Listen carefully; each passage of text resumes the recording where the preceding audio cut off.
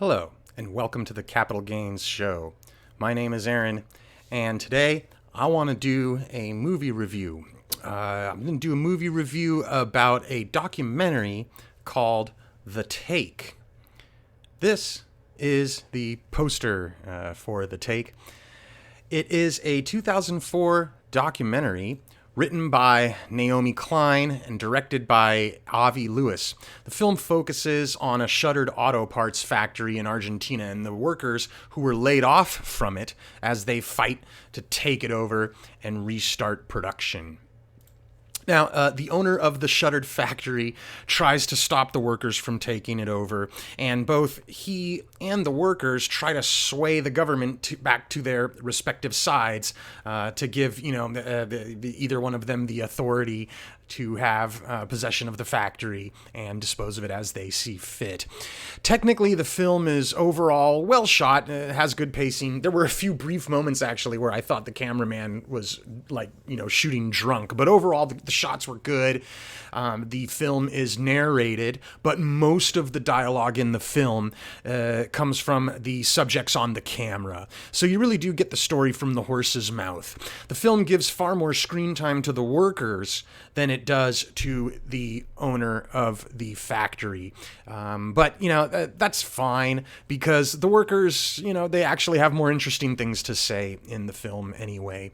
Let me give you a bit of context to this story, okay? The film was released in 2004, but most of the from what I can see, most of the footage in the film was shot in 2003. Now, the reason those years are important is because, for those of you who don't know, from 1998 to 2002, Argentina suffered a severe economic recession, severe economic crisis, really. During those 4 years, the economy shrunk by 28%. A lot of businesses closed across the country. A lot of workers lost their jobs. And if I recall correctly, I think the government defaulted on some of its debt, something like that. So it was a big monetary, fiscal, and economic crisis that gripped the country. And in the shadow of that crisis came the layoffs of the workers and the closure of the auto parts factory that the film focuses on. Now,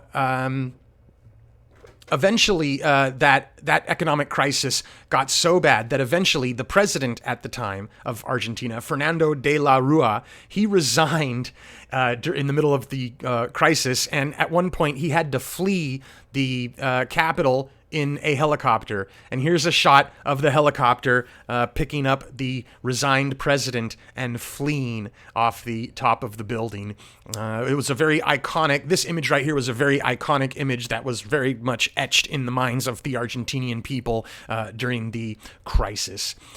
Now, the film, it has an agenda. It totally has an agenda, and that's fine. Most films have an agenda. Even most documentaries that try to be impartial generally end up having, some kind of agenda, and that comes through. But what it does is it aims to put the workers in a very positive light and make out the factory owner to be the bad guy. And in this case, it's easy not to feel any sympathy for the rich factory owner and instead sympathize with the workers who are jobless. The factory owner in the film, you do see him, and he's very clearly, extremely well off. He's got a really nice place, and he's got really nice artwork in this beautiful room that he's in, and he's got a very nice suit. Meanwhile, the workers that were laid off, they're all middle class and lower class, and they are describing their situation about how they're struggling to pay bills, they're struggling to feed their families.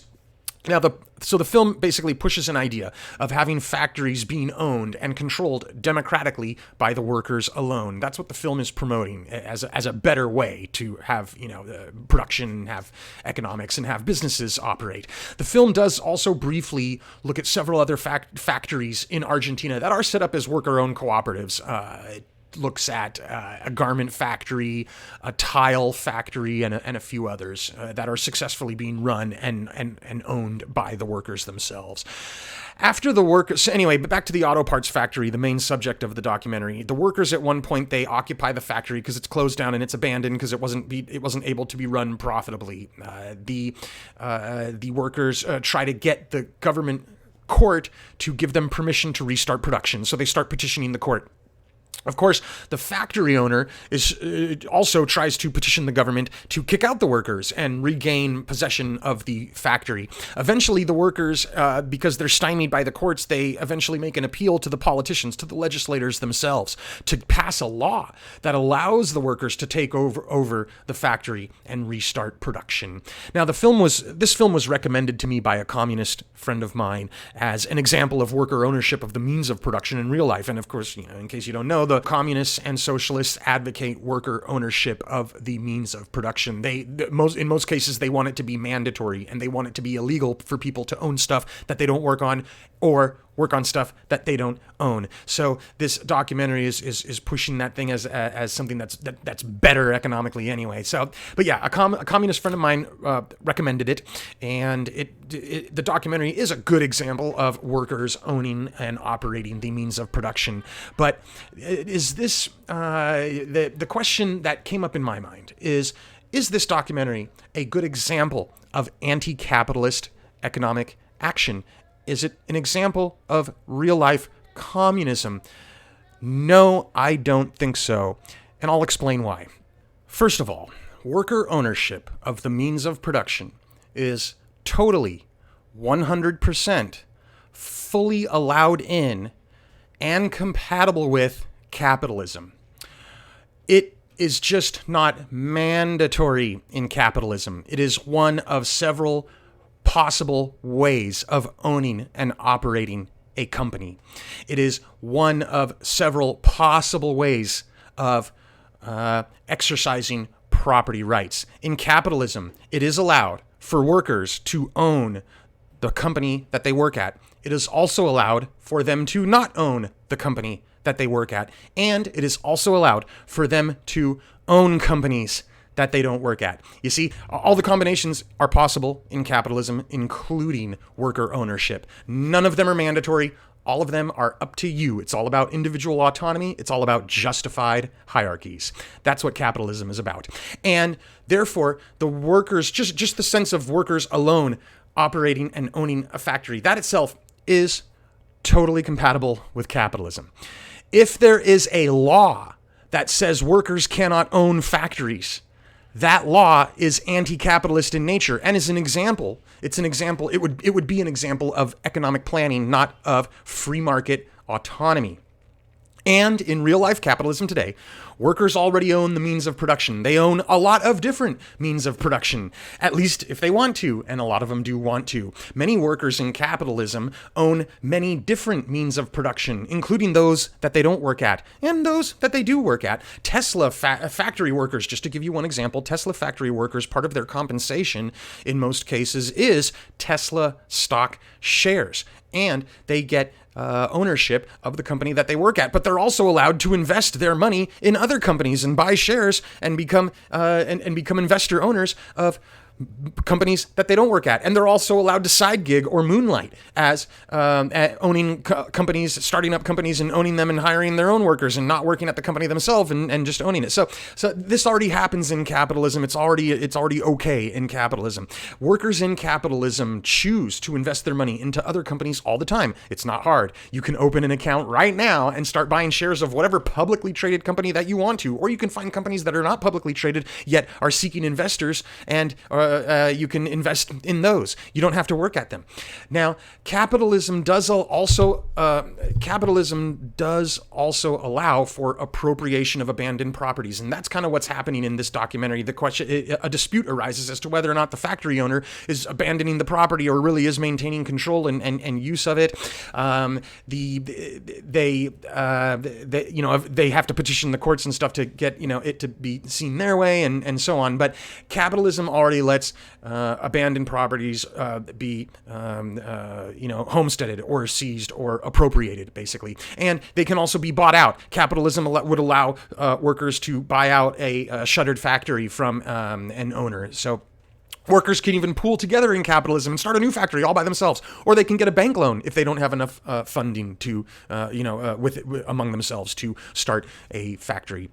So when I see workers seize a factory that is abandoned or neglected by the owner, and those workers petition a court to grant them title, I don't see that as anti-capitalist. I see that as just another form of capitalism, another exercise, another autonomous exercise of private property rights. Communism is ideally a system where not only do the workers have to control and own the means of production, but they also have to produce not for profit. And most of the time, communism also says there's no money allowed. That money is abolished. Neither of those things are happening at all in the documentary. Neither of those things are even brought up in the documentary. They talk about profits once or twice, but they never talk about how they never say profits are bad. They never say profits should be abandoned or should be forbidden. In fact, when the workers are restarting the factory, they are explicitly trying to earn a profit. They're openly pursuing profit. There's some instances where the workers are wooing customers and suppliers, and they're negotiating for trade. They're not like democratically voting on some sort of economic plan. What they're doing is they're negotiating a sale, is what they're doing, and they're trying to get the best price and things like that. So they are charging money, and they are earning a profit. They charge money for the goods they produce, and they pay money for the inputs, for the supply inputs from their suppliers. And all the workers are explicitly demanding a fair monetary wage in the documentary. That's capitalism. Even if you're an owner, you can still get a wage. That's if you own something and you work there and you got a wage, you're a wage laborer, and you're also an owner. These things are not mutually exclusive. Okay, they can overlap. You can be both at the same time, and that's capitalism. That's free market economics. This film makes a big show about democracy in the workplace. Democracy confined to each individual workplace, and I call that micro democracy as opposed to macro democracy. So democracy in the workplace is also 100% compatible with capitalism. And in this film, the democracy that you see happen is confined within the factory, within the workplace. There's not they're not using democracy to determine distribution of goods or supply inputs. They're using the market system and the price mechanism to do those things. So they're using a micro democracy, and they're operating in the larger context of a macro market that is capitalism. The consequence of this is that each worker co-op is competing in a macro marketplace. They're negotiating with suppliers. They're not democratically voting, for suppliers to, give them stuff. Each workplace that you see in the documentary is producing a profit, or they're at least trying to produce a profit. If these worker co-ops operate at a loss, then in very short order, they'll be unable to pay the workers or procure material inputs or pay for equipment, and they'll go out of business. So the co-ops are trying to achieve profitable status that the previous factory owner was unable to achieve, or at least unable to sustain. That's capitalism. Maybe one could also say that this counts as market socialism. That might be true. But then the question arises of whether market socialism and capitalism have any difference outside the socialist mandate of worker ownership and prohibition of absentee ownership. When you start saying, my version of socialism will allow profits and money. It's just that the workers have to own the means of production. Man, that's Diet Coke capitalism. That's what I see. Bottom line, I liked this documentary, and you probably will too. You should go check it out.